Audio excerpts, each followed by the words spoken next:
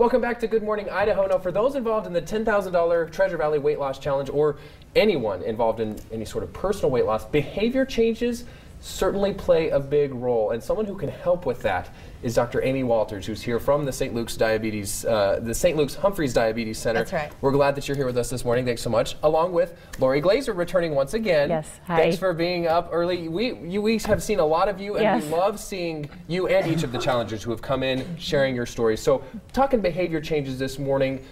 First, let's talk, Dr. Walters, about how people can typically make behavior changes and what exactly we're talking about when we say that. Sure. One of the things that we know from research is that people actually follow a process when they're making behavior change, and that usually doesn't start with action. We start in terms of just thinking about that, kind of contemplating the change, thinking about what kinds of changes we may want to make. We then move into a planning phase where we're going to start thinking about steps we could take and what that might look like. Then we take action, and then we have to maintain that change.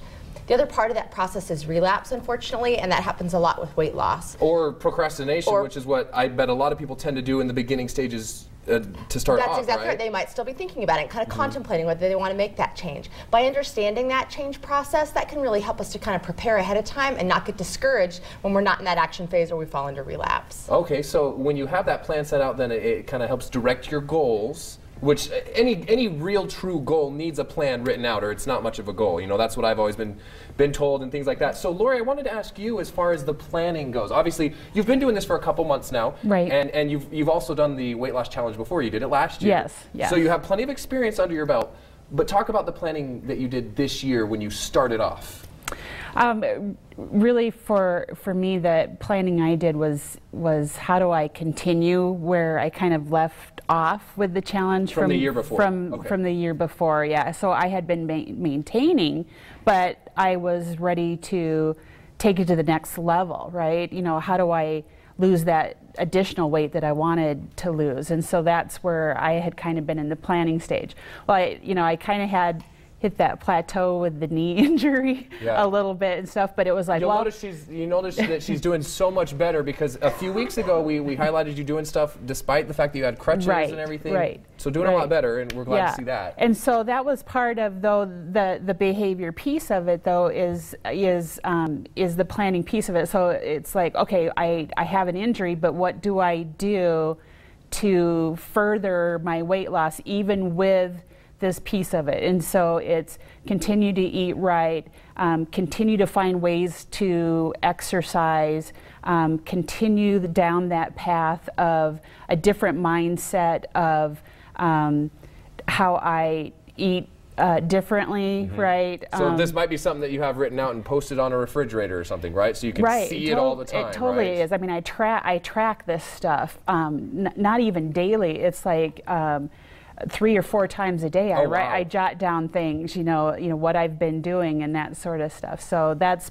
all part of my planning, and that is a behavior change from, I would say, 2 years ago, where the sky's the limit. Whatever I do, I just do it. But now I consciously think about what it is I'm doing throughout the day. Okay, so it's something, like you said, several times a day, written down, lots of changes. And you guys are going to be sticking around for another segment here coming up later in the show. And we're going to talk a little bit more then about maybe some tips that you have, Dr. Walters, for people who want to make changes. And then some other things going forward. And by the way, doesn't Lori look great? Thank you. Seriously, congratulations on the progress you're making. I mean, you're at the stage already where we can physically see the progress that you're making. We congratulate you on that. So both of them are going to be back. More behavioral changes that maybe you might need help with. That's coming up in a back with some more tips on help changing your behavior. And of course, Dr. Amy Walters from St. Luke's, and one of our weight loss challengers, Lori Glaeser, who's been doing a great job. As you can see, physically, you look great, Lori. Thank you. Glad to have both of you back here again for another look at some of these tips. Earlier in the show you were talking, Dr. Walters, about how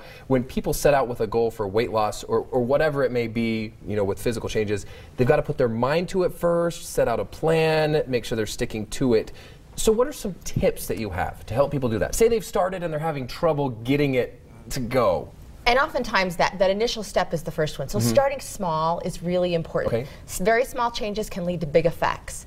We want to have realistic expectations. If we're somebody who's not used to exercise, thinking we're going to go to the gym for an hour probably isn't realistic. So maybe just starting with a 10-minute walk, something that feels very doable.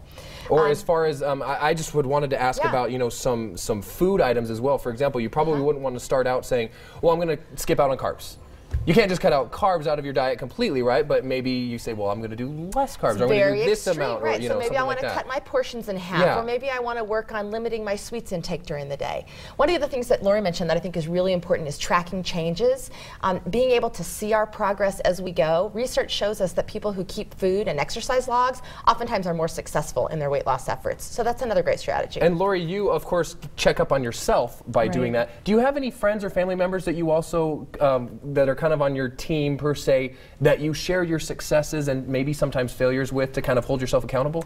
Yeah, actually some friends and coworkers that are, one in particular that's in the weight loss challenge this year too, and then we kind of track and talk about things this year as far as we're really good about talking about recipes that we share with each other, and here's what I did to modify this particular thing so it reduces the calories and stuff, and we try to stay accountable to one another with our exercise and that sort of thing, and so that's been helpful. And then some of the other challengers in this program that we've been following, we kind of work together and email once in a while. Which is cool, because I mean, you're competitors, but of course you're on this together because you have the same goals, and I'm sure you want to help each other succeed as well. So it's great to hear that people, you know, you hold yourself accountable to others, starting out small. Any other tips that might increase the likelihood that you'll really be successful with these changes that you want to make? Sure. I think one basic place to start is looking at the environment and trying to set up an environment that can really support your health goals as opposed to sabotage them. For example, if you're a person who really loves chocolate, leaving that Valentine's candy on the counter and walking by each time can really be problematic. So making the healthy choice the easy choice and having those foods readily available and easily accessible. Maybe re-gift the Valentine chocolates to someone else. Get them out of your house, right? Let everyone else enjoy it. And Lori, do you have? Are there any numbers per se that you want to reveal as far as your success or your progress in the weight loss challenge this year? Well, I'm at that like 10-pound mark. I've lost like the 10 pounds. I think I've probably lost more in the measurements and stuff. And this is with you having had that knee injury as well. So we congratulate on that, because that's fantastic. And I sincerely do mean that you can tell a difference. You look great. Thanks. Yeah, I feel good. I feel really good. And I can tell in the clothes, actually. The clothes are hanging looser more.